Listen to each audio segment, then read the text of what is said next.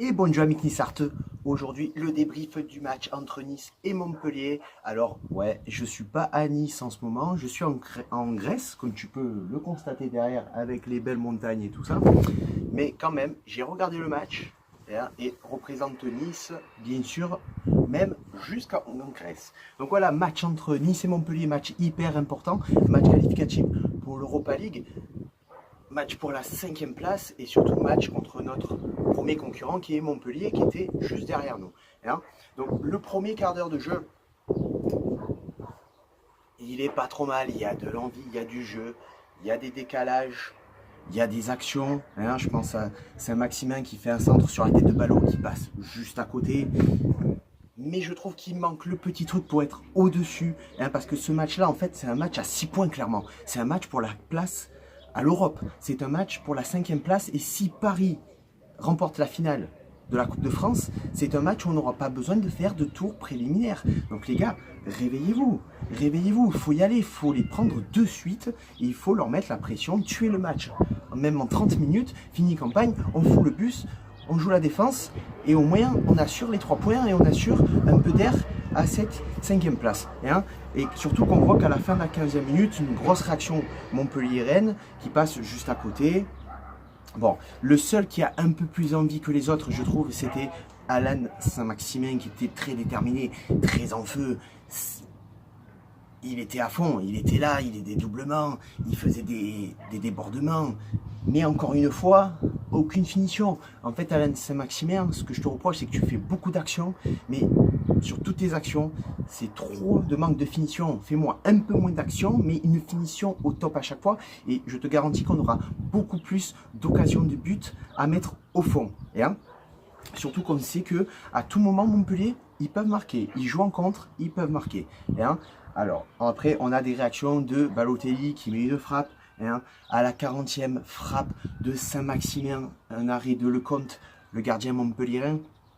41e, triple action sur le corner avec une frappe de Dante qui est arrêtée par Lecomte, repris par Saint-Maximin, puis par Marlon, puis encore par Dante. Un gros cafouillage, une grosse action de jeu qui nous permettrait, avant de rentrer à la pause, de mener 1-0. C'est pas le cas, mais en tout cas, c'est chaud dans le camp de la paillade. Ça pousse en fin de mi-temps, avec un Saint-Maximin qu'on n'arrête plus, il est en feu. Mais 0-0 à la mi-temps. Mais en tout cas, 5 dernières minutes en première mi-temps qui ont été plutôt favorables pour le GC Nice. Et surtout que si on joue comme ça en deuxième mi-temps, et c'est le cas, parce qu'on a des difficultés à trouver de l'espace, on a des difficultés à trouver des débordements, à mettre un peu plus de peps dans ces actions, mais on domine. Donc il faut trouver les solutions, créer les espaces, les décalages, et à ce moment-là, on pourra dire qu'on peut espérer à une victoire assez facile. Donc là, la fin de première mi-temps doit refléter exactement la deuxième mi-temps de la 45e à la 95e en ajoutant les arrêts de jeu. Deuxième mi-temps, on reprend et on a affaire à un arbitre de merde. Un arbitre de merde qui est à 2 mètres des occasions, qui est à 2 mètres des actions et qui n'est pas capable de siffler 2 fautes sur le marchand, une sur Pléa, qui sont flagrantes. Elles sont flagrantes. Et en première mi-temps, c'était pareil. Donc, à un moment donné, on sait que la LFP, ils n'aiment pas nous voir Nice bien jouer, se qualifier pour des compétitions européennes, être là, faire chier le monde. On le sait qu'ils n'aiment pas ça. Mais à un moment donné, tu ne nous empêcheras pas, comme l'année dernière, tu ne nous empêcheras pas de faire l'Europe si on a envie de le faire. Tu ne nous empêcheras pas d'être bien classé, d'être 5e au grand max. Tu ne nous empêcheras pas. On est là, on fait le taf et personne ne nous empêchera de rien faire. Et au bout de 10 minutes, le gym pousse. Comme j'ai dit, à la fin de la mi-temps, il va falloir trouver des décalages, trouver des solutions, faire le jeu, puisque c'est nous qui faisons le jeu. Et au bout de 10 minutes de jeu, enfin, avec Saint-Maximin qui fait une passe pour Lesmelou, Saint-Maximin dans la percussion qui passe les défenseurs. Une passe de Lesmelou qui frappe de loin, frappe surpuissante qui finit dans le petit filet. Ça fait 1-0, 1-0 pour l'OGC Nice. À ce moment-là du match, maintenant, il faut conserver le ballon à tout prix. Rester bien concentré, garder le ballon, le faire tourner et attendre, être patient pour trouver une deuxième occasion, un deuxième but. Mais il va falloir être très concentré, très patient pendant toute cette deuxième mi-temps pour ne pas se faire rejoindre comme Angers, se faire rejoindre comme à Rennes et perdre des points bêtement. 21 points, c'était déjà trop. On ne va pas en perdre encore 23. Lesmelou qui a fait une très grosse première mi-temps, une très grosse deuxième mi-temps qui est là. Et au fur et à mesure de la deuxième mi-temps, on laisse jouer quand même les Montpelliérains, mais on est très percutant en défense à l'image de Dante, à l'image de Marlon qui a été très bon.